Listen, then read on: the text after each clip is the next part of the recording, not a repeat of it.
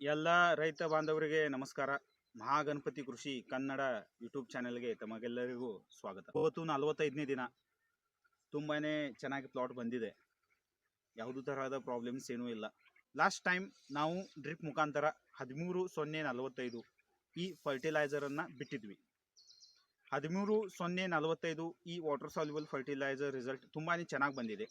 ಈ 13-0-45 13-0-45 ಈ water soluble ಬಿಡುವುದರಿಂದ ಕಲ್ಲಂಗಡಿಯ ಸೈಜು ತುಂಬಾ ದೊಡ್ಡದಾಗಿದೆ.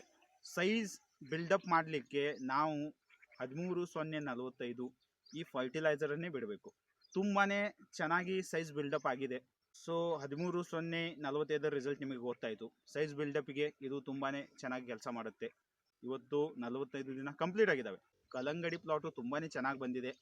ನಾವು ಯಾವ ಗ್ರೋತ್ ಎಕ್ಸ್ಪೆಕ್ಟೇಷನ್ಸ್ ಇಟ್ಟಿದ್ವಿ ಅದಕ್ಕಿಂತನೂ ತುಂಬಾ ಚೆನ್ನಾಗಿ ಬಂದಿದೆ. ತಾವು ನೋಡ್ಬೋದು ವಿಡಿಯೋದಲ್ಲಿ ತುಂಬಾ ಚೆನ್ನಾಗಿ ಬಂದಿದೆ. ಪೂರ್ತಿ ಹಸಿರಾಗಿದೆ, ತಾವು ನೋಡ್ಬೋದು. ತುಂಬಾ ಚೆನ್ನಾಗಿ ಬಂದಿದೆ. ಇವತ್ತು ಏನು ಮಾಡಿದ್ವಿಪ್ಪ ಅಂದರೆ ಈ ಪ್ಲಾಟಿಗೆ ಬ್ಯಾಕ್ಟೀರಿಯಾಸನ್ನು ಬಿಟ್ಟಿದ್ದೀವಿ. ನೈಟ್ರೋಜನ್, ಫಾಸ್ಫರಸ್, ಪೊಟ್ಯಾಶ್ ಈ ತರಹದ 3 ತರಹದ ಬ್ಯಾಕ್ಟೀರಿಯಾನ ನಾವು 100 ಲೀಟರ್ ನೀರಿನಲ್ಲಿ ಮಿಕ್ಸ್ ಮಾಡಿ ಅದನ್ನು 7 ದಿನ ತನಕ ಮಲ್ಟಿಪ್ಲೈಗೆ ಬಿಟ್ಟು ಇವತ್ತು ನಾವು ಆ ಎಲ್ಲ ಬ್ಯಾಕ್ಟೀರಿಯಾನ ಇಲ್ಲಿ ಬಿಟ್ಟಿದ್ದೀವಿ. ಈ ಬ್ಯಾಕ್ಟೀರಿಯಾ ಬಿಡೋದ್ರಿಂದ ಏನಾಗತ್ತಪ್ಪ ಅಂದರೆ ನೈಟ್ರೋಜನ್, ಫಾಸ್ಫರಸ್, ಪೊಟ್ಯಾಷಿಯದ ಅಪ್ಟೇಕು ಹೆಚ್ಚಾಗುತ್ತೆ. ಇವು ಬ್ಯಾಕ್ಟೀರಿಯಾಗಳು ನೈಟ್ರೋಜನ್, ಫಾಸ್ಫರಸ್ ಮತ್ತು ಪೊಟ್ಯಾಷ್ ಏನಿರುತ್ತಲ್ಲ ಇದನ್ನು ಪ್ಲ್ಯಾಂಟಿಗೆ ಅವೈಲೇಬಲ್ ಮಾಡಿಕೊಡ್ತವೆ. ಸೊ ಇವತ್ತು ನಾವು ಏನು ಮಾಡಿದ್ದೀವಪ್ಪ ಅಂದರೆ ಈ ಬ್ಯಾಕ್ಟೀರಿಯಾಸನ್ನು ಇದಕ್ಕೆ ಬಿಟ್ಟಿದ್ವಿ.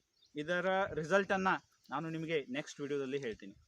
ಹಾಗೂ ಇವತ್ತಿನಿಂದ ಈ ವಾರ ನಾವು ಏನು ಮಾಡ್ತಾ ಇದ್ದೀವಪ್ಪ ಅಂದರೆ 0-0-50 0050 ಈ ವಾಟರ್ ಸಾಲ್ಯುಬಲ್ ಫರ್ಟಿಲೈಸರನ್ನು ನಾವು ಈ ಕಲ್ಲಂಗಡಿ ಪ್ಲಾಟಿಗೆ ಕೊಡ್ತಾ ಇದ್ದೀವಿ.